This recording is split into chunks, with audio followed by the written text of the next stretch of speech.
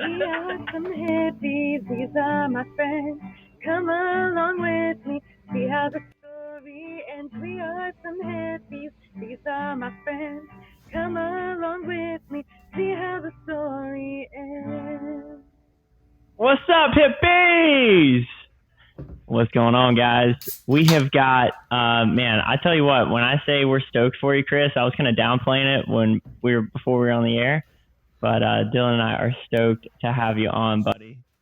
So we got Chris in the house, Chief Communications Officer. Want to make sure I get that right for Magic Butter. Man, we've been hyping you up on the interwebs and prepping our listeners and our community for a giveaway. And if you guys don't follow us, because we have 8 countries that listen to us now, Dylon? And counting. That's right. So if you guys really trying to get are following us on Instagram, yeah, don't worry. Hang out for the rest of the episode, and we'll tell you about this dope machine and also how you can win one yourself. So Chris, what's up, man? What's up, guys? Thank you so much for having me, and thanks for that introduction. You're making me feel like a wrestler. Yo, hey, it's a pleasure and an honor, man. You're out here doing the God's work, the Lord's work. Yeah. You're doing more than Chick-fil-A. Yeah, I talked about that. Like, we could probably start a cult at this point, you know. No, I'm just kidding. So for making everybody's life easier. For anybody that's not familiar, I mean, I'm sure you've had to say 1,000,001 times, you know, what is Magic Butter and maybe even your role in that organization. But for anybody that's not familiar, how would you catch them up? Cool. Just real quick, my name's Chris Whitener. I work at Magical Butter. I've been there since the beginning. Currently Chief Communications Officer. And Magical Butter started, you know, we could get into the origins a little bit, but real quick, it's just like the best countertop appliance for extracting the essence of herbs and infusing those into butters, oils, or tinctures. And we've put out a whole product line to help users create edibles at home easy. Boom. I mean, that right there, it's like, hey, I figured rather than us building you up here, I had a feeling you'd done it once or twice, right? Yeah. It's cool, though, because, like, there's so many ways to infuse. Really, so, you know, butters and oils have fats in them, and that's sort of the key, and you're trying to have the benefits of the herbs bind to those lipids, and so there's all different ways you can achieve that. The old school method was in a crock pot, right? And, so the Garen Angel, our CEO, he had a friend that was suffering from Crohn's disease, and they were kind of reading on the internet back in like 2010 that there's benefits to consuming cannabis through ingestion and eating it rather than inhalation. And so then they started looking into ways to like cook it. And, you know, there's all these different scenarios when you live at home with a family and you're trying to cook pot butter on your stove. It can be smelly. There's a lot of different factors. And I don't know about you guys if you've ever tried that, but I remember my very first time cooking weed butter. It was a mess and didn't really know what I was doing. So I've heard it's only a pain in the ass. I mean, really?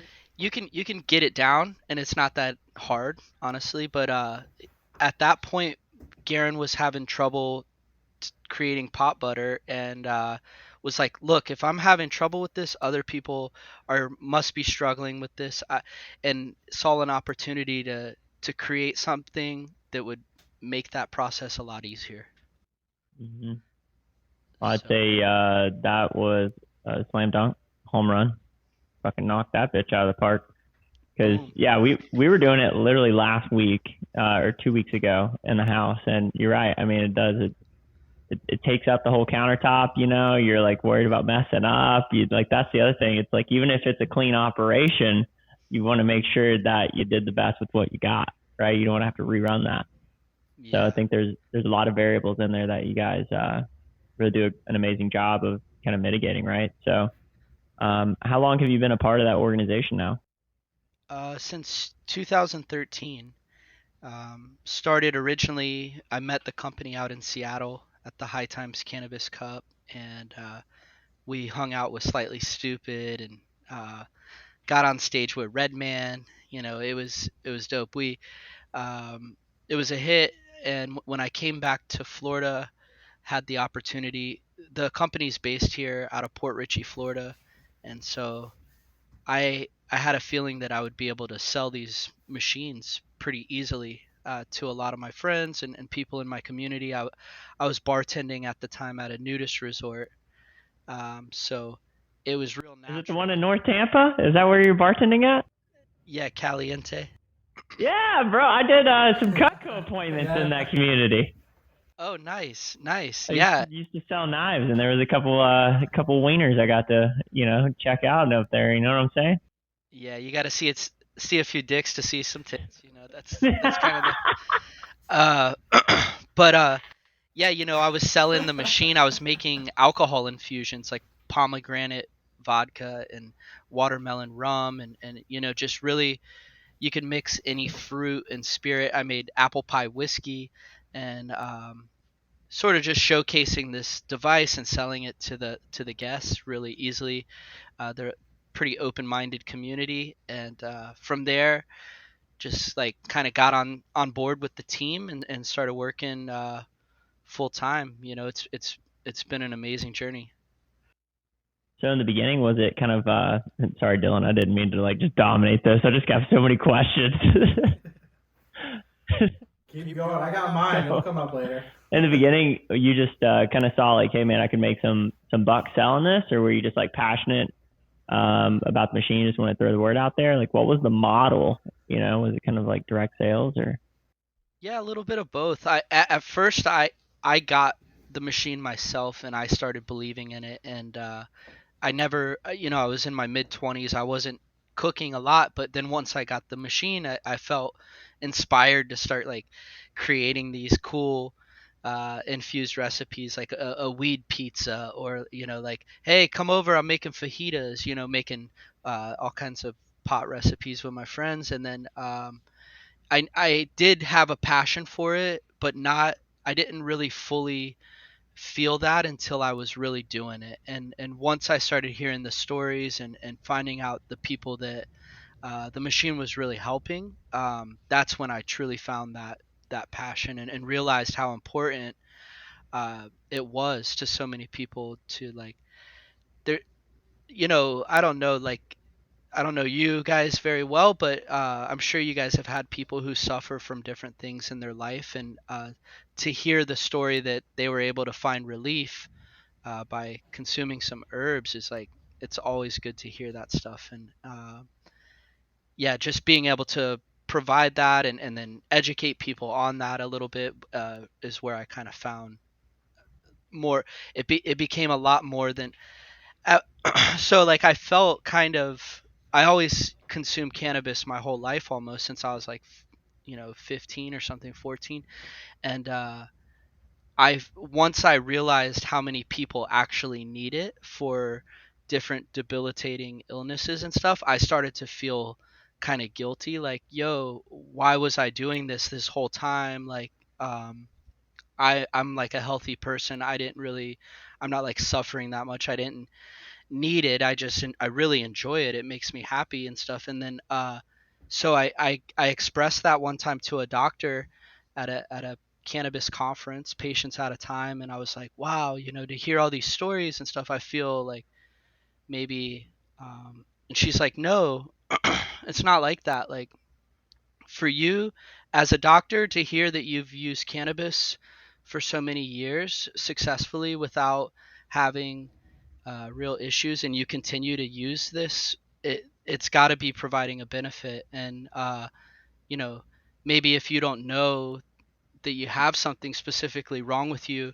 you don't know what's that servicing. Is it just overall wellness and just like giving you enjoyment and making you feel less stress and happy? Like, okay, what's wrong with that? So yeah, I don't know, sorry, that was kind of like long-winded, but yeah, there's a lot of passion there. You were mentioning that you were finding a lot of others that really needed it, right? There was definitely a medical purpose that you were finding it. Did you, since you kind of got it going in Florida, you're kind of like the East Coast promoter for it. Did you find it very useful, like seeing it even more of like the elderly community and a lot of since pot wasn't legal here, a lot of people wanting access to something like this pretty Yeah, quickly? definitely. Like it was so much more, the market's way more mature out west and a lot more access. So Mm. yeah, there was a lack of access, I would say, and a lack of information here for a long time. I mean, even people who consume cannabis for a long time were still behind a little bit over here in Florida specifically. Um, but we're coming a long way. The got the medical program. It's not perfect, but It's interesting to see how like an industry, the evolution of an industry, you can see the contrast difference between West Coast and East Coast just completely, right? Like it's interesting seeing that part of an industry and be able to go from one to the other and see how they've evolved and grown in different yeah, Yeah, you aspects. see this. why is it that the West is like so much more developed in that regard? I mean, I don't. Maybe I don't know. You see a similar parallel in Canada, right? Like Vancouver is was way ahead in the cannabis thing before the East Side, right? Like before Toronto was open to that stuff. So I don't know, like Wild Wild West kind of. And then a lot of like, if you've ever been out west, it's like it's a big place, and why? Maybe it's just easier to grow, like the weather and the everything makes it very much like a dominant thing to be able to grow That's the part of plant it. there. Unlike the East Coast, you kind of have to go into the mountains in Yeah, order to grow it that's really part of out it. The there. lateral lines, the Emerald Triangle is part of it. Um, yeah, I think there was like a movement. All the hippies went out there, and cannabis was like, oh, this is the hippie podcast, so you guys know all about that, like Haight Ashbury and um, Oh yeah, yeah, that's how San Francisco was built, pretty long much. history there. So, but Mm. yeah, I think Florida has came a long way. There was a long history of cannabis being used all over the world, though. There's no, it's just certain areas. It's way more challenging depending on your zip code. Isn't that crazy that our whole constitution is printed on hemp, but yet it's Yeah, illegal here for the most yeah. part? They want you to forget about all that, but at one point it was law to George Washington even said like plant this seed everywhere in regards to hemp, and it was a staple to the economy. So did you grew up on the West Coast then, or did you grow up on the East Here, Coast? born and raised in Florida, East Coast. Yes, sir, Florida Florida man. man. We're all Florida men here. Colton and I grew up explains in a the lot. Oh, Panhandle. Explains a lot. cool. That's like basically Georgia. I mean, it's its whole I'm just own kidding. thing, They're like, hey, wait a minute, we're still Florida. No, no, you no. know. I just did a wedding up there in Fort Walton Beach. I attended a wedding. That was a lot of fun. Yeah, I don't miss it much. I'll be honest. I don't miss it much. But it's cool. It's cool to go back and visit and stuff and like see snapshots of like Panama City developing or like Tampa. So currently, Chris, do you live in Port Richey or where are you located? Land O'Lakes. Okay, Yeah, cool. which is ironic because I work at Magical Butter, and then Land O'Lakes is a butter, Land O'Lakes butter, but Right. that the butter's not actually made here in Land O'Lakes. Like it's all a weird thing. Butter, it was meant to be, right?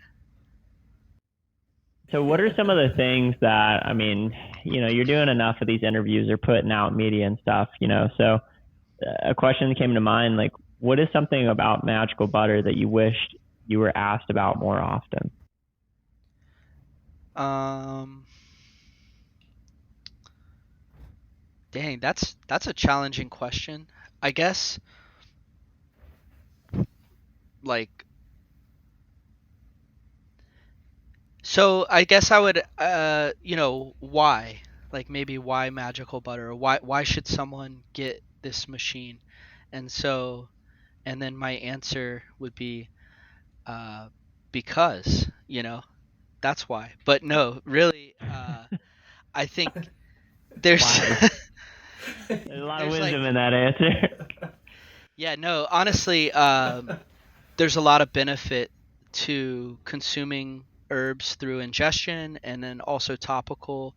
And there's also like when people have access or the ability to grow, when you're growing your own at home, you have all this excess, trim and sugar leaf, and a lot of it is not really smokable, but it's great to process into other items like edibles. And so you can really like get the most utility out of the plant when you have the ability to process it. And then beyond that, if somebody wanted to like go a different route, they could vaporize their herbs and be left with ABV, or already been vaped herbs, which are partially decarboxylated. So they've got the benefit from inhalation. They got to blaze and vape out, and then they save up those herbs, and now they can make a bunch of edibles out of it. So, or the guy that's making rosin at his crib, and he's pressing these pucks, and he's like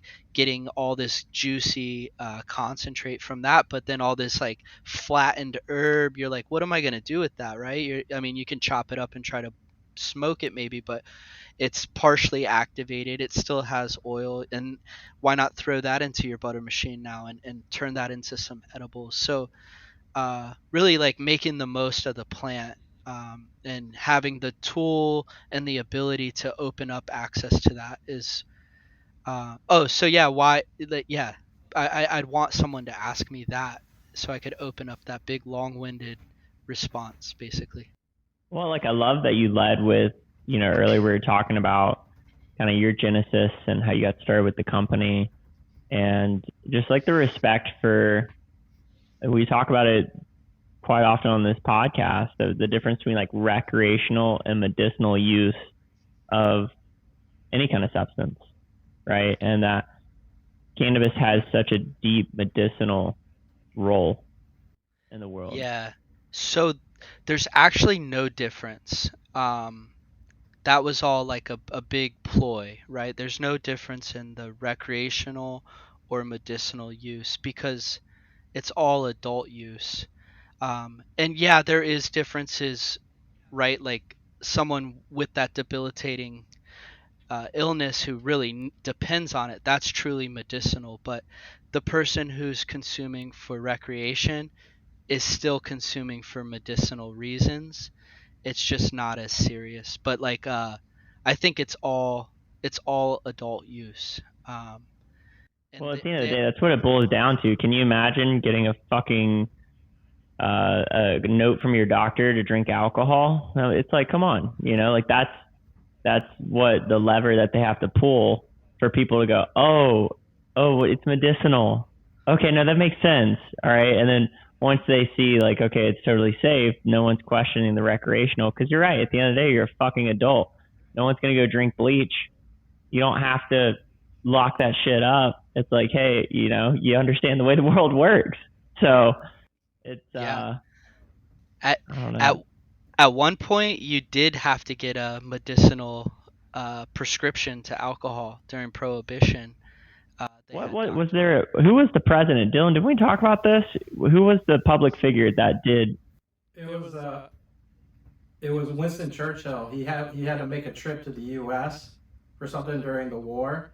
So during the time I think, or what was before the war, when he had to make a trip over here anyway to the U.S. in order to be able to drink alcohol in the U.S., he had to get a note from a doctor in the U.S. to prescribe him alcohol, and it said like an infinite amount of alcohol. There wasn't like a number saying like, oh, he can only drink 1 or 2 shots of whiskey. It was like however much he Yeah. needs.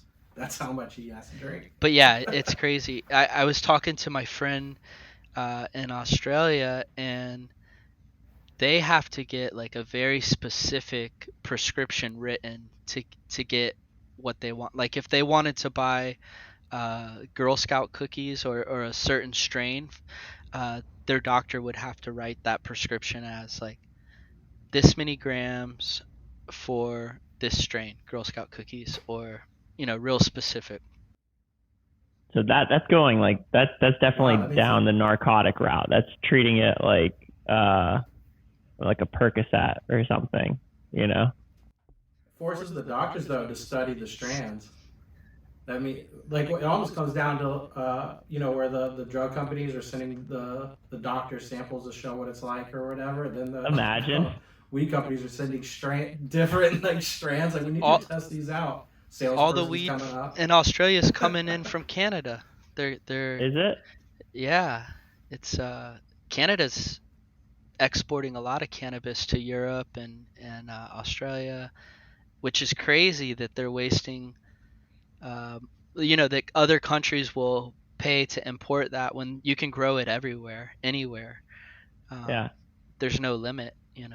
It's just That's a lot of tax dollars dog. being wasted. Telling you, taxation Well, without representation. Canada's representing, man. Oh So yeah. like with the machine though, I mean, like what have been some of your favorite things to make? 'Cause even when you're talking earlier, I was thinking about these edible waffles I made, and like Yeah. the Belgian waffles. Without the weed butter, I wouldn't have been inspired to make real, not like those shitty, bachelor waffles. Like I went through the process of whipping up, making it fluffy and fancy. So like, what are some of your favorite concoctions that you put together? Yeah, I mean waffles are good, but they're even better when you have infused maple syrup. So yeah, maple syrup. Sauces I think are a big thing in like condiments. Also like when you're with your peeps because then they can like spread or dip as they so choose. But beyond that, coconut oil is by far probably like the most versatile infusion because you can substitute it one for one for butter. It's got a high healthy fat content, and then you can do so much more with it as far as like topical applications and making even lubricants and things of that nature. But um, I think gummies are a good crowd favorite. Like that's like a heady treat that really goes a long way, and it's easy to dose consistently, and kind of it packs a flavorful punch. Um, but also I like the whole idea of like healthy eating and stuff. Like if you're consuming cannabis every single day, like you don't want to be eating sugary treats or like something that's going to cause you weight gain, right? So like the goal would be to find the most efficient consumption route, and that'd probably be RSO or like a fully extracted cannabis oil, which is so powerful, and you just need a small amount of that, and no calories involved. So um, it depends, but yeah, dude, I think um, Rice Krispie treats is like probably the best starter edible because it's like no bake. You're not having to like bake anything. You just like, melt the marshmallows in the butter and then mix in your cereal of choice, and like it's really hard to mess that one up. Like that's like Yeah. a good go-to. Yeah, nice, man. My buddy Michael, we've had the ham dog on a couple times. He made some snickerdoodle cookies the other night, Oh, and nice. we uh we went to a party, and the first time he made these cookies back when I lived in Tampa, I came home when he was making them. Now here's the powerful thing about what you're saying is being able to dose and just kind of understand like what is going into what. And he'd already eaten three cookies, three and a half, something like that. So and I saw he was pretty ripped, but he consumes every day. So I had like a half of a cookie, and I think these cookies, they must have been somewhere in the magnitude of like 150 milligrams per cookie. I mean, it was. I had a conversation with God on my bed, and it's like I've been at that table so many times but I was just like, fucking hell, huh? You know, I was like, what the half a cookie's what got me here, and Jesus just sit me on his lap like Santa Claus, like, yeah, man, this is welcome back. Yeah. It's It's crazy when you can get to that level on cannabis, and you definitely can. And uh it some people get there and their heart starts racing, or they have to remind themselves to breathe, and like um it that's too much, I would say, but like that's so dope, that you experience. Now you know next time, like, not to eat as much as you did, probably, right? Or unless you well, don't I drink. didn't know that. So that no, that was the thing is that we didn't Yeah. know, and it's like nah, the for whatever reason that that batch of edibles had like a lot of what would be the word, like, not there was like this not ideal, like, tense Cannabis? feeling. A lot of Huh? that? Oh, look. A lot of cannabis? No, it's just like that like where you always feel like some like edgy, or something's gonna get you. Anxiety or something. Yeah, it's just like, fuck, I man. always feel like somebody's watching me. Paranoia is the word I was trying to think of. So Yeah. Yeah. you know, My favorite stories are when Joey Diaz gets people to take edibles before going on planes because he takes like two These 100 milligrams these before going on Death planes Stars. usually. that stars. Yeah. Death Stars, Eat this Death Star, cocksucker. Take one of these Death Stars, you'll be fine. You'll be fine. Just take it. About to go to security. Put it in the mouth. Can't carry it. It's Yeah, funny. that's a little bit much for me. You know what I'm saying? I like to keep it low and slow and enjoy my role, man. I'm not trying to eat a Death Star every time. You know what I mean? Honestly, Yeah, but you eat like a 5 milligram and you're gone to the heavens it's Yeah, too. it's I'm a cr- lightweight. it's crazy to see sort of how the game has changed a bit, because in the past it used to be all about like the strongest and who can make the strongest edible and stuff, and like now it's more progressed. People, the consumer is more well versed. They want to know what strain is it, and what milligram is this, and even get it down to like what terpenes are in it. And so it's now people desire like more of a micro dose than they would the full on. A lot of people are cautious with edibles. I feel like they have like some kind of form of PTSD from eating their first edible experience. They overdid it or something. But it's important to sort of like, just like, I mean, you guys are well versed with like the psychedelic stuff. It's all about the set and the setting, and setting your intention as well. But even with edibles, like, I think, knowing your limits, setting some boundaries, and then trying your best not to like overindulge, because you can always like eat more. You can never like take less, right? Totally know thyself, right? I mean, it's like because I find it's almost like, I don't know. There's this point where you'll see even the best of them where it just that scale tips, right? So everyone has that line where like you're good, man, you're in control, and then at some point you got to start being okay with letting go of control. And if you fuck around with that little red line too much, you got to be really comfortable with letting all the way go of control. And so everybody's different on where that line's at. Um, I've gone hunting for that line before and found it, blew past that some bitch. That's not a place you want to be.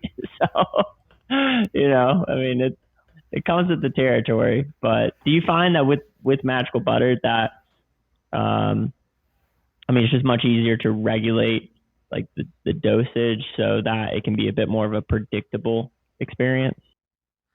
For yourself, yeah, it's always easy. I think once you're advanced and have a little bit of experience, it's easy to like know your own uh place there. But like sometimes it's hard to know where other people will be there. But we've had a great time, like, um giving guidance, and basically it's better to have like a stronger infusion and then eat less of it, uh rather than make like a weak infusion and then you have to consume multiple tablespoons to get the effects you desire, right? Like, Yeah. um, so, but yeah, I mean, like, there, I've got stories, and I've heard some really crazy stories and experienced them, but um, for the most part, I hear way more positive stories about how edibles are impacting people's daily lives and like making it easy for them to, like, some people can get off of their anxiety medication and start using that, whereas other people, the edibles cause more anxiety, and they can only do them at nighttime when they're about to go to bed, but it gives them the best night's sleep of their life, and they wake up energized. So uh it depends, but I think the good definitely outweighs the bad on that. Chris, you got some weird The stories in there. this industry that you, yeah, I was about to say for a follow up, this industry, right, is probably one of the funnest you can work in, and magical butter is definitely the like it's the industry standard when it comes to the edible industry, right? And since you've been there from the beginning, you've definitely seen the rise of it. You know, what are some awesome stories and culture that you've established within that company, and maybe some cool stories that you've had along the way as the rise of Magical Butter? Man, Give us so them goods, boy. Give us them goods. I got some good ones. At the beginning there was like four or five of us working from a garage, and since then we've expanded. We're international. We're in every country that they play soccer. So, but not. Back in the day, we took a trip. We went from Washington to Washington, and we used to ride around in a excursion limousine that was vinyl wrapped with the logo, and um, we had a school bus that we acquired, and then we converted it to a food truck. And so then we had the first ever cannabis food truck, and it wasn't really legal at the time. There was no laws around mobile dispensary units. Actually, they, because of us in Washington state, they did establish like a law that specifically said no, you can't be in like a mobile dispensary unit. There's all these rules, like with dispensaries being within a certain distance of schools and churches, and they have to be in generally more industrial areas. And Churches, yeah, I think really? there's some stuff on that. Yeah, I don't know. Anyway, Depending on, sorry. That's just weird. Kids, I get. Yeah, sure, but like, Jesus, yeah, I mean, they lobby. Churches lobby, right? don't Uh, run from the Lord. They don't want you to get yeah, it. They don't want you to get there the easiest the way. the the co- the caustics have cannabis all up in their church. That's the good stuff.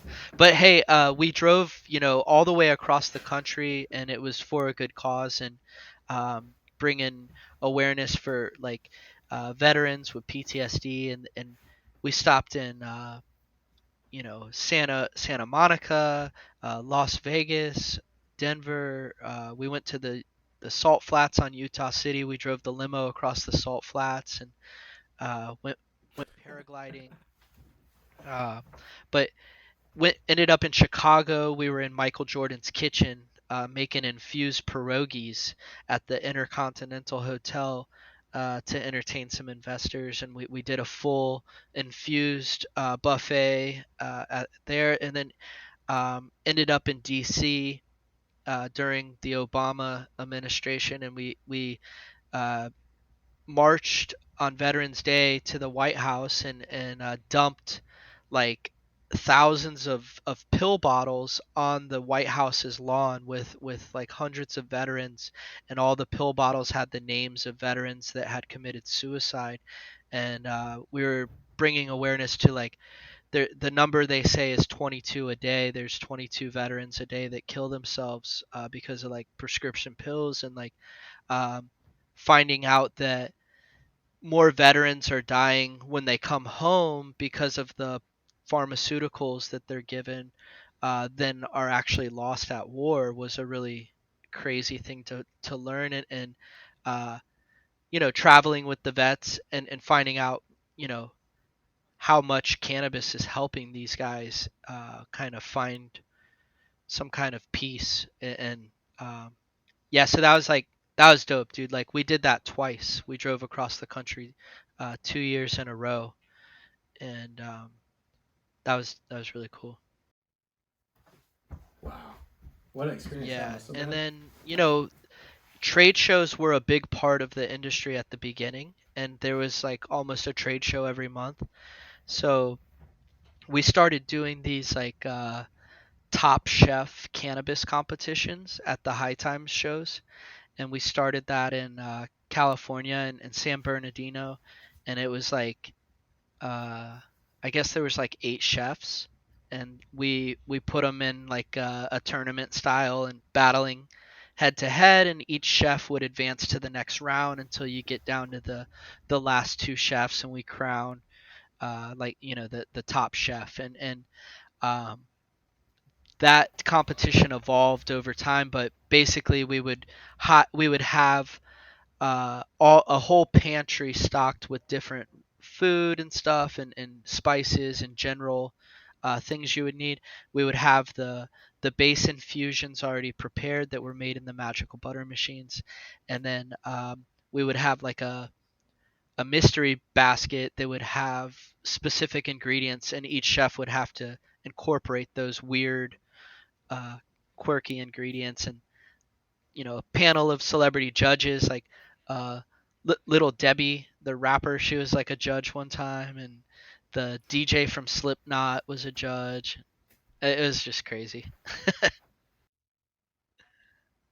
Wow. So when you that is awesome. And you were talking about too when you're going around the country really promoting this. Was it really that I'm sure it wasn't really that hard of a sale, really, Oh, trying to like get this bro, you product pull out up in there. these like middle America ass cities and a neon green excursion limousine, like everybody wants to know what the hell is going on. Like, what is this? Like, this was like in 2013, 2014. Like, legalization was only happening out west, and like we smoked pot across the whole country. It was like it was no big deal, and it was really amazing. And Did um, you ever get pulled over or have any kind of encounters with law that kind of made your butthole pucker a little bit?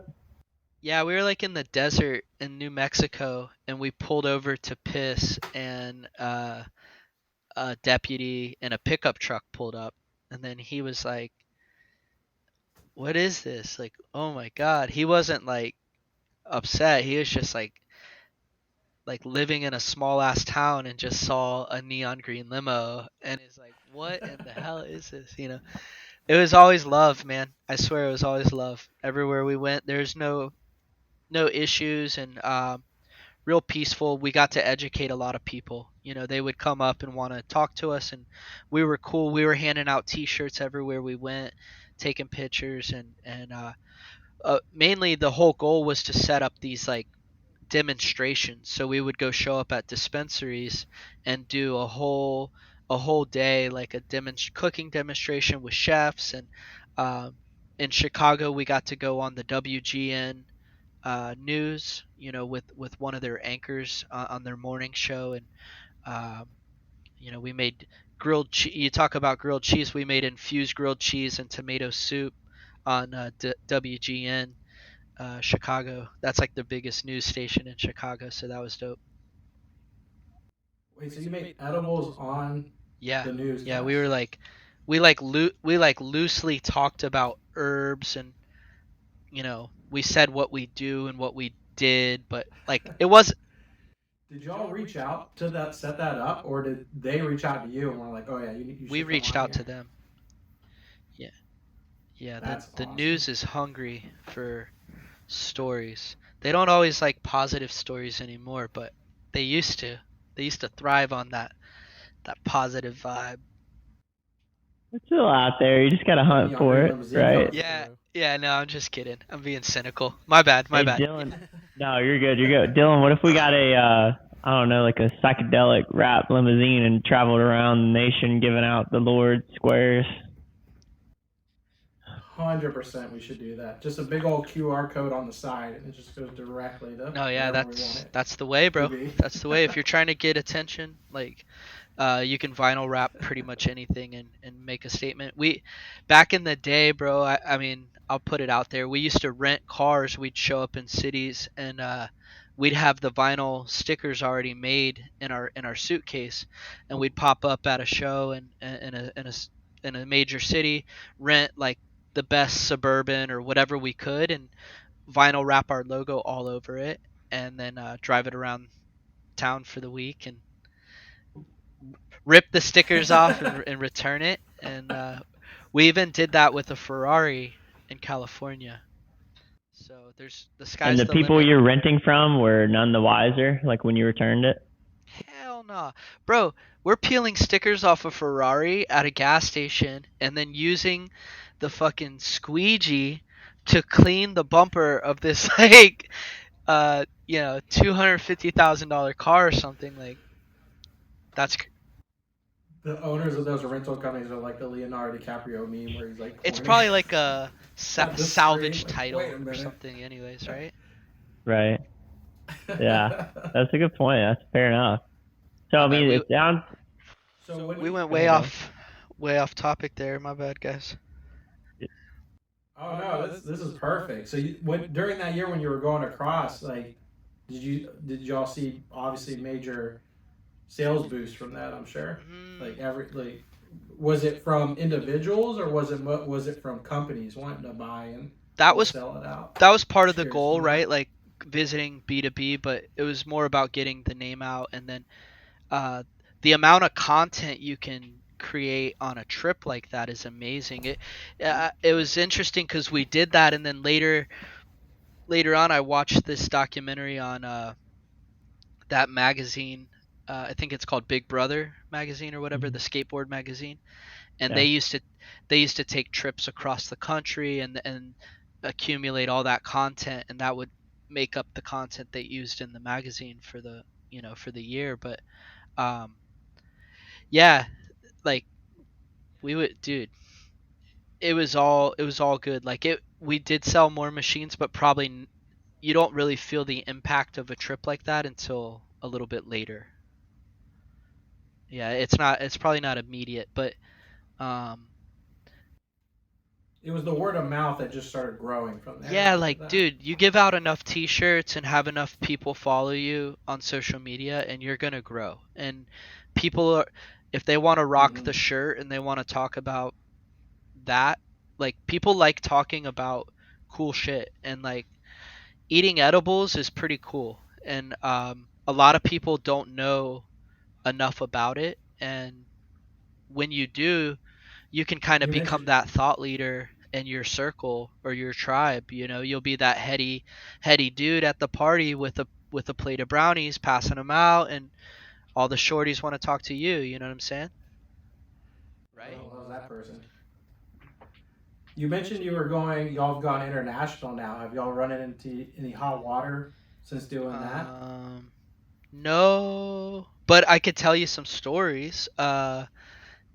In the Czech Please. Republic, we did a trade show, and the government there, or like the cops or something, they like sent these like undercover people into the trade show, and then they had like regular undercover people, and then they had like underage undercover people, and then they like sent the underage undercover people to go try to buy shit at all the booths. Like even like buying a pipe or something would be considered a crime if you're not whatever, like 19 years old or something. I don't know what the age was, but we were at a booth and we had hired a couple people to run the booth with us who spoke uh, Czech, the Czechoslovakian language, and they sold a pipe.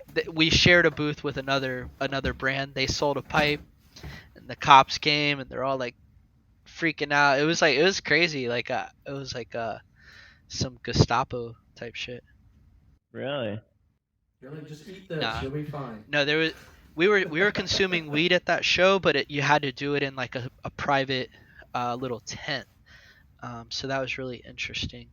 But So, yeah, Chris, what about? Sorry to interrupt you, man, but you just yeah, brought up a yeah, great point. Like with these pop-ups that are happening now, like where you can buy tickets from like the events and stuff. Like, how is that happening? Like, I know when my buddies get invited to stuff, but I've literally seen it on Eventbrite, where it's like, here's this weed event, yeah. and I'm just, how the fuck are these not getting shut down? I don't know. I honestly don't. I You know think what I'm some of talking them. about? Yeah, totally. There's different ones. I think some of them have a clear goal, and others might put up a front like that it's a hemp or Delta 8 type situation or Yeah, um but yeah, that is it's crazy. Those type of sessions or pop-ups have gone on all across the West, and then now they've made their way in the East. They're all over like the major cities, and then in Florida there's some, and people are quite successful there. I don't know how they get by, but it's crazy. It's crazy. I think like as the industry matures in certain markets, those kind of situations go away more and more. It becomes almost impossible to do that. It's yeah. unfortunate, but yeah. Well, hey, I'm curious on a business front. What weed stock are you bullish on right now? Not many. They didn't do what we thought they would, but I have some. Sundial is one that I've got, and Tilray, I think is good. Um, all the Canadian ones are pretty good. Canopy Growth was the biggest one. It had like the greatest Mm. evaluation, and they've got a big infusion from like the alcohol industry, Constellation Brands, and um, yeah, it's interesting to see all that kind of. I think once the federal legalization happens, or if or when, that's when you'll see the real jump on all those a lot of those stocks. But Yeah, you're seeing. I mean, Trulieve is probably a good bet at this point. Like I wouldn't doubt it. Like they're multi-state operating. They're popping up in like I think they just opened dispensaries in West Virginia, uh, Virginia. So I messaged my financial advisor about them the other day. I was like, hey, let's scoop up some of that because apparently they just have a really big presence, but also a really tight run operation. Sounds like they're doing things really well. yeah, yeah, they're operating pretty well. What about like NFTs, dude? Like I think is that is You that see where some you should put your potential in there? money? I don't know. Are you just talking about in general? I mean, I'm Yeah, curious. like Like, imagine Magical Butter coming out with their own NFTs, I right? As a talked. way to, Yeah, I talked about that. Yeah, I think like custom butter sticks or something. well, I mean, you I heard someone say what an NFT was the other day, and they were like, "Well, imagine you had your wife, and then you watch someone fuck your wife, but then that's your wife, so at least you own that wife, but you can't do nothing about it. That's an NFT." Why? Because it's just like a JPEG that someone can just Yeah, so it's like you own that. Yeah, you own that picture, but someone could put. just screenshot it, and now they also own it. But you technically own it Yeah, but I could legally. throw it on a You know, T-shirt or something. there's still a piece of paper. You could throw on a Yeah. T-shirt or something. The same thing is like, yeah, technically a piece of paper says you're married to her, but anyone can come I in mean, and it's fuck her. it's the same art debate we've been having forever, guys. Right? Like, if you own the Mona Lisa, someone can come take a picture of the Mona Lisa, throw that on a T-shirt. But at the end of the day, you own that Mona Lisa, Right. right? Right. Yeah, So, I think there's some value there, and it's interesting to see what this whole like metaverse or whatever, that's gonna be a big thing. I think bigger than we realize. And A lot of people have been upset about. A lot of people that have been in the metaverse have been upset that Facebook's been trying to take ownership, I guess you could say, of the metaverse, and that it's actually been around a Well, long yeah, time. I think that so yeah, you're right about that. There's all these different decentralized places like that make up the metaverse. It's not just the Facebook world, I guess. And there's like Symposium is one, and I guess what lives there is there, and no one can take that. There's like it's like a Hmm. decentralized way, and then um, but yeah, censorship and all that is crazy. Where do you guys put your podcast at? Where is this going to be broadcasted at? Anywhere that someone can consume it, right? So it's hosted on Beansprout. That's Hmm. their main server, but that pushes out to Spotify, Apple, Google. We got our what was it? iHeart Radio. Is we've gotten requests.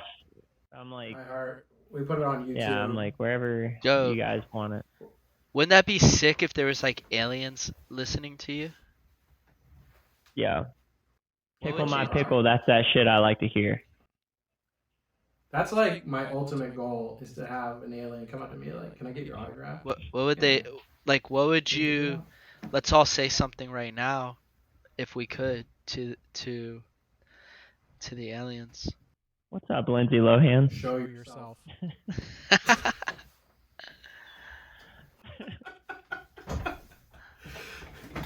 Come rub my Oh man, belly, it is a fucking please. trip to see like what's going on right now between like the crypto and I mean the NFT is definitely lumped in that space, the metaverse, whatever. But um coming from like a marketing background, like the fun part is all the speculation that we have going on right now. You got to think about what companies like Amazon, Google, and Facebook that have fuck you money. They're projecting 2-3 years out. So they're making pretty moonshot bets on what the future is going to look like in Apple. They're just being really tight lipped on what they're doing, where their bets are going. So you got people that are really thinking hard about what this is going to Does turn into. DMT take you to a more does DMT take you to a more natural metaverse? maybe Question. maybe Was it there always all along yeah, like anyways? some meta programming from Was that the aliens way? They just sprinkled this around every. And they're I mean, like, it'd be cool if I all could right, get they like snuck by. a We'll get them there. a replicatable DMT experience because every time shit's moving and grooving, it seems like the first time I'm seeing it. At least with the metaverse here, I can park my meta fucking Ferrari over there, and no one's gonna touch it. I know it's mine, right? Every time I come back, they're like, "What's up, man? Haven't seen you in a while." Welcome back. yeah, dude, I think there's some potential there. I joined a metaverse like freestyle battle recently. My friend hosts one every Monday What? night, and I got to create like a little avatar, and it looked like me. And then you like can control it with your mouse, and I like walked into it's like it looks like a bar, and there's like a stage and like speakers, and then my friend was like putting a beat on, and then he lets different people like go up on the stage and spit raps as their little character, and like it was super fun, dude. I was like rapping and talking shit a little bit, and like it was fun. I saw like Hey, I saw where that would be like a fun thing to do. So did you have to get like a link to access that specific Yeah, destination? yeah, he shared it out on his social media and was like, "Hey, come join me on Monday, I'm doing this rap thing." And then like you go to this web page, and then you can like either create an account or join as a guest. And if you create an account, then you're able to create like your little avatar guy and put like a tie-dye shirt on him or whatever. And then um but if not, you have to be just like a little generic ass character. But the coolest part is that you could like turn your camera on, and then your little avatar would be there representing you, but the camera would show your real face. So then you could like oh, cool. dude, it was kind of cool. into the verse. So if you have the goggles on, then you're in the verse. You could see an actual person's camera Uh, going. Probably. I didn't have goggles on. You could just do it from your desktop, like on a computer, but Oh, I'm sure the goggles would enhance that experience a little bit. I always thought you had to have the goggles on in order to enter that world. You could just do it Yeah, from your like a computer, video huh? game. You could just like run around like Zelda in this fucking thing. The only thing that like I I want was is listening to Red I Band want on the treadmill, the infinite treadmill where you can run in whatever direction. Hmm. Because every time I put those fucking goggles on, dude, I get tired of running into shit. I mean, you get spooked this way, you're going that way, and there's a wall. You know what I mean? You ain't got time to react to that. It's amazing, bro. It's amazing. I heard you talking about this this time, like the time that we live in and all the stuff that is available to us and the technology, and it's easy to like complain about it and stuff a little bit, but it's also easy to like be like, damn, this is an amazing time. Like you can do so much with just like picking up a phone and calling someone, which is an old technology, but like take it to the next level and have like a video conversation with someone, or create a podcast and broadcast yourself out there like you guys are. Like it's cool, and like you don't know how many people are you're impacting, and they're like, yo, I really appreciate Colton's insight, and Dylon is so wise, you know, that That's that exactly hippie what they say. podcast. You know what I'm saying? No, no, it's true, man. I mean, it's a beautiful time to be alive, and think about back in the day when we were shooting Sonic the Hedgehog or Duck Commander, shooting Duck Commander and playing Sonic the Hedgehog. To think that we're probably like what 3, 4, 5 years away from having like a legitimate metaverse that a lot of people are excited, but some biker dude somewhere is excited about dressing up in a pink blouse, being some young chick flirting with some ugly woman with moles on her face. You know, it's like it's a fun world we're approaching. Eh, it's definitely making introverts a better place for them to go to, Yeah, for that's a sure. whole nother thing, man. That's crazy. That is weird though. Yeah, the catfish stuff, or the role play that it inhibits. I guess the possibilities are endless there. I was listening to Red Band on Joe Rogan. He was talking about the metaverse. And he said he had someone make his avatar to where it's the Wendy's logo girl with like big titties. Who, That's his Red Man? character. Why? Red Band. That was, he was just talking about his character in the metaverse, and that's just his character. His character is the Why Wendy's not, right? logo, Why and he not? put big tits That's on smart. her. He was saying too.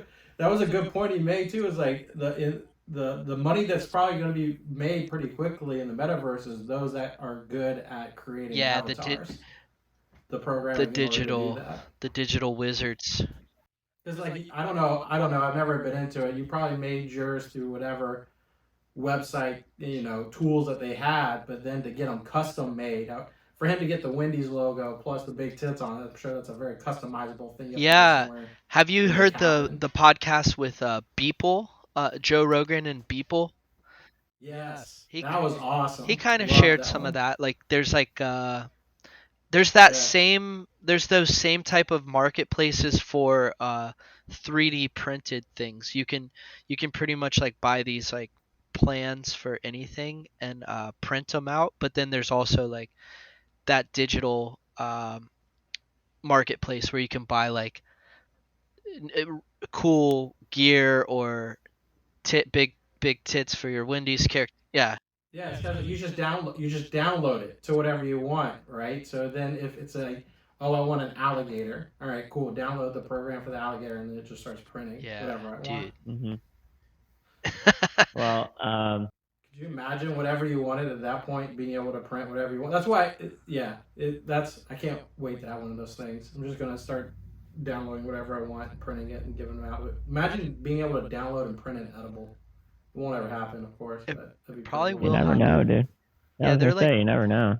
they're 3D printing like beef and shit. So like they can probably, and then like Now, that'd be if some you look magic at the right way there. candy is made on an industrial level, like with the can, like the it squirts it and stuff. It's Yeah, kind of like 3D printing a little bit.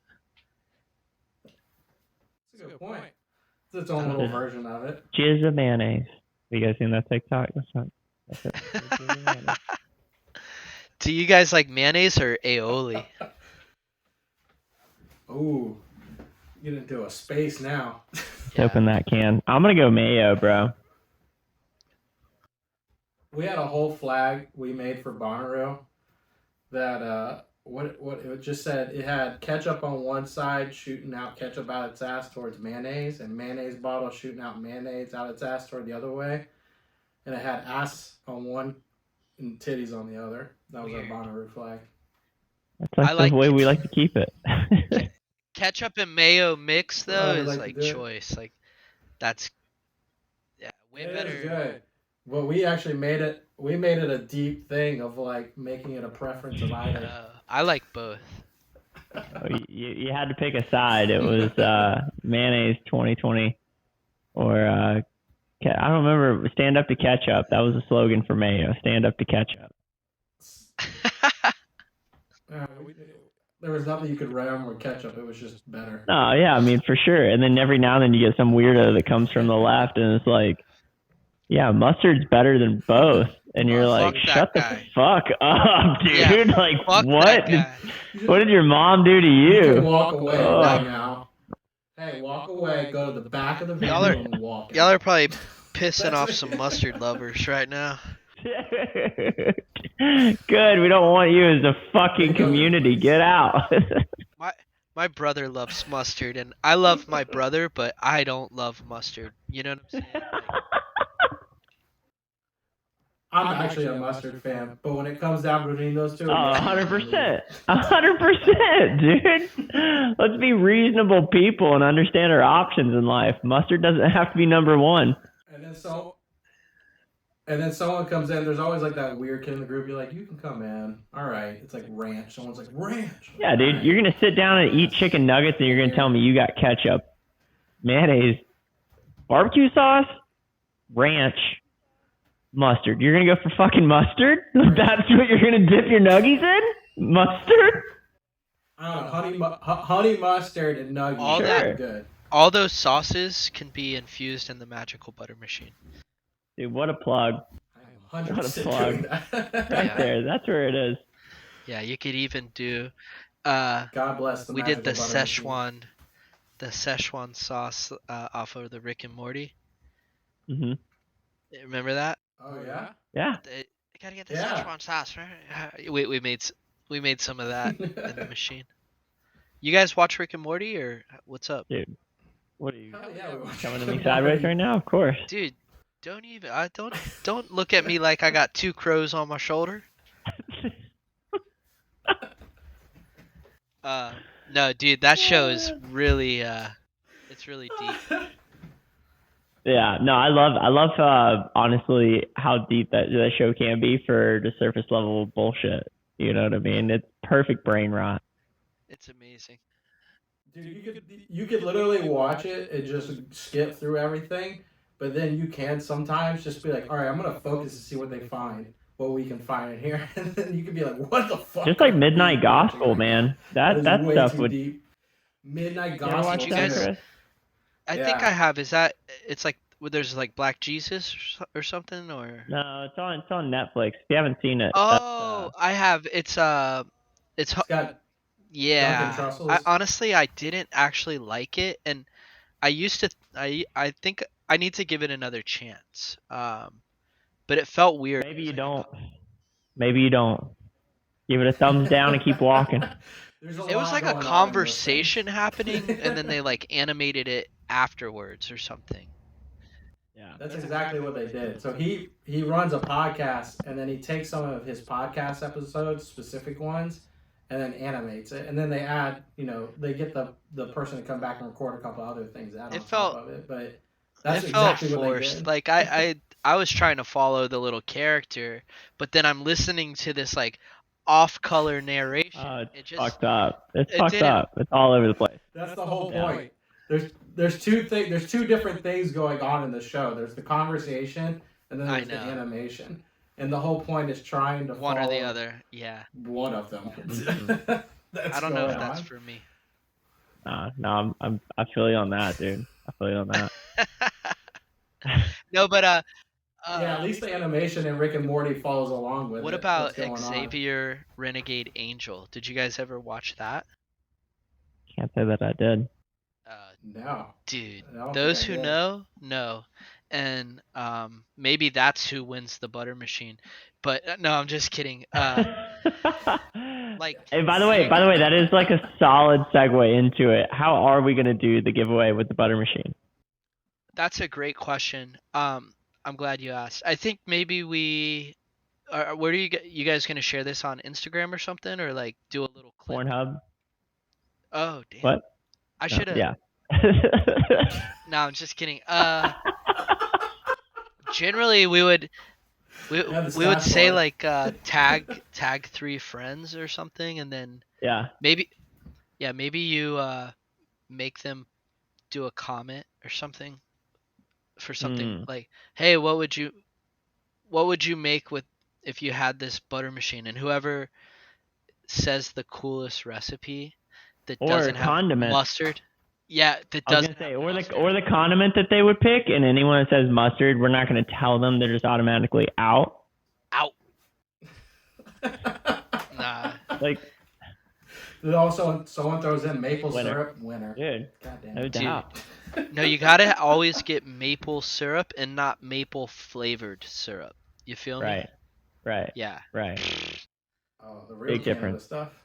No, The that's the that real deal right there, man. the terps on the real maple syrup, they be hitting. I wish we had like would that deserve a sound effect? And I apologize for not coming more prepared to the button game for you, sir. Like, I apologize. I almost want to say what he just said. It, It'd be hidden. it I be want to save hidden. that. And that's a new Yeah. That shit soundbite is right there. moist. I did a TikTok video today. I said this Thai food is bussin'. That's like the Excuse new me, thing. sir. These fries are unequivocally bussin'. These are bussin'. I was feeling that today. Yeah, You guys ride we you would, guys ride bikes or what? Cool. Hell yeah. I love What, you biking like around. Just upgraded my bicycles bike. on psychedelics? Hell yeah. On bike day last year, National Bike Day. Me and my buddy went on a nice little psychedelic bike ride. Like It was daytime or awesome. nighttime? Yeah, that's Daytime. dope. The sun. Mm. I Yeah, can't say that I've ever had the motor control on psychedelics to ride a bicycle. I'm not doubting that I could do it. I just don't think I've ever. I doubted myself for sure at first, but once I got up and going, it was fine. The only concern I had was like missing a stop sign or something. Wham! That was that was my biggest concern. Otherwise, though, pedaling and that way. Well, it's like when we were in the Appalachian Mountains, I was Way going for easier. 1 gram and ended up drinking like 4. You know, then you go, hey, you know what? Here we are. These guys, some of them, their first time backpacking, and I'm pretty experienced person to go backpacking, and it had been raining for 4 days prior up in the Appalachian, and by that point it's just a muddy trail. So I was like, I'll wait till I get to the campsite, and these guys decided to take nice 4 grams of liquidy Well, mushrooms. we'd made and mushroom decided to tea. hike our 10-mile You trail know, that come way. on, it's do it justice, and we had the appropriate dose, so it was 1 to 1. You're right, You know, you're 1 right. gram per fluid ounce, and so we were like, you know, you take a sip, and I just blanked out. I just totally forgot how small 1 fluid ounce is. So I took a gulp and Oh. thought, you know, I don't know what the fuck I thought, but then I looked at the bottle and I quickly understood where I was at, and I was like, hey, I mean, you know, fuck it, let's run it. Yeah. You know what I mean? I went to the campsite and then decided to try to build a fire on it. It was great. I loved it. After 4 days But of what going. what sparked the bicycle comment? What brought that up? I really like bikes. I ride them a lot, and I think they go hand in hand with psychedelics, and um, or just really with like positivity. Like just getting on a bike is, I think more people should ride bikes, like Yeah. with their friends or Have you been to Burning no. Man? But my fiance has been, she's been 3 different times. Bikes seem like a big deal Yeah, out there. it's a whole economy. Mhm.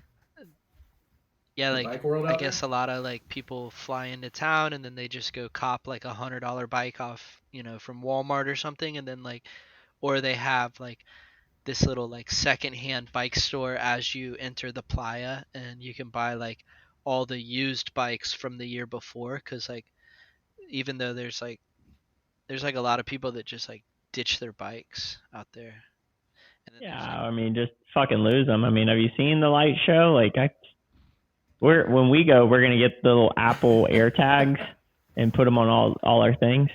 Yeah. oh So, cool. you know, We're trying to go this year, by the way. If you want to go you and gonna get join that up with the magical crew. butter bus and fucking get a couple hippies on that bitch, dude. I'll tell you what. Yeah, let's get that neon limousine out there. That's what I want to get Dude, out I there. would love to make a art car or some type of vehicle and like, really do it. Like, Imagine a magical butter art cart, and it's just a magical butter machine going or a across the fucking playa. just butter stick, like a big rectangle. It's like, oh shit, I hope I don't melt. You're like, oh shit. It's just out the back of it. It's just pooping out like an edible every now and then. It just like sit out No, on like, the uh, it just lays it just out like on the popcorn playa. comes out of the exhaust pipe, just like pop. Yeah, it You're just like, pops out pooh, every just now and then. popcorn. Yeah. Pow, pow. No, that would be dope. That would be dope. I listen. I heard some amazing stories. Of how Burning Man can be. What about Love Burn? Are you guys attending that? I haven't heard of that It's one. What is that down one? in Miami. It's like a regional burn. I've been to. I think I've been with a group there that Mhm. runs something like that. Not specifically going to Loveburn, going to Miami Music Week. Is that during Art Basel, the No, this Loveburn? is like a off the grid type thing. It's on the beach. It's not as primitive as like Burning Man, but it's camping and people bring all their vehicles and stuff and dress up in costumes, and we did it's There's a lot of different groups I've heard. There's one like in New York, definitely. There's like a couple in Miami we did that one do here. We things. did Mayan Warrior. So they have like what a lot of the famous DJs where the sun's coming up and they have people crawling all over that big bus looking stage. I mean, it's a big stage, but it is a bus. And so they brought that to Austin and we went to that and that was pretty fucking wild. I mean, that was the real deal. It was like a small music. I mean, it was a stage. It was like something you go to a music festival and you're like, oh, like that's one of the smaller ones. That's not the main stage, but yeah, that shit's banging. They had yeah. like 13 lasers on it and all kinds of subs hanging off that bitch. I mean, the stripper poles, and you're just like, what the fuck? We linked up with a crew in Vegas called the Danstronauts, and they drove us around on the strip. But they had a vehicle that the whole back end of it is on a scissor lift and jacks up in the air, and it's covered in neons, stripper pole, full music, all that. And we were going around the dude, nothing like that. Just like having a little buzz and flying around the strip, jamming music and just dancing on a moving vehicle. Like everyone's got to do that. Like, Right. Yeah, it yeah, sounds like a nice bucket list. yeah. Well, You and vehicles, you have some great experiences then. Uh, yeah, dude, I love vehicles. I think in general, what Lifting ones, neon I like ones, big ones, golf butter carts are ones. cool. yeah. Oh yeah, this neighborhood I live in here, there's every other house has a golf cart, and some of them Yeah, decked it's out. crazy. It's definitely like a flex. Like me and my girl want to get a golf cart so we could like ride around. But yeah, there's so many ways to do it, right? Yeah, I think the Burning Oh Man, yeah, that's gonna be the move, man. Um Yeah. Golf cart, bicycle. whatever it happens to be. um, The big butter car. I just want to see that so bad now. That's cool. dude, So yeah, dude. We should all link up sometime. Burn one in real life. That'd be cool. Well, I live in St. Petersburg, so Let's we'll make that yeah, happen. let's do that for sure. I'm down, man. I'm down, and thank you so much for carving out time for us this evening, bro. I mean, this has been a long time coming, so we're super happy about like what you guys do, you know, and you know what you represent. So thanks for just coming on, spreading the love and spreading the message of what it's all about. I mean, any kind of like parting words here? Anything that you feel like you want to share with the listeners you didn't get a chance to address, or ways to stay connected with you guys?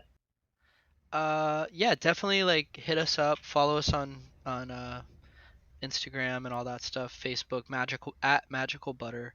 I think, you know, psychedelics are the future and are on the way. You know, it's becoming more and more mainstream, and um, there's a lot of synergistic benefits to consuming mushrooms and cannabis and tandem there. And yeah, I think like this was really cool, just sort of chilling with you guys. I think we went all over the place a little bit, and I appreciate you opening up and giving me a chance to be on your show. Yeah, And man. And so if you guys want to win this machine, let's just do this. Take a screenshot of whatever you're looking or listening, wherever you're listening to us at or watching from, and throw it up on your Instagram or throw it up on your Facebook, and tag us, right? So at Colton DM or at Dylon Whitten, and tag 3 friends. That way we can share what Magical Butter is all about. And hey, Chris, thanks so much, man. Hang around for a second so we can figure out some logistics. But all you funky hippies out there, we'll see you guys next time, man. peace.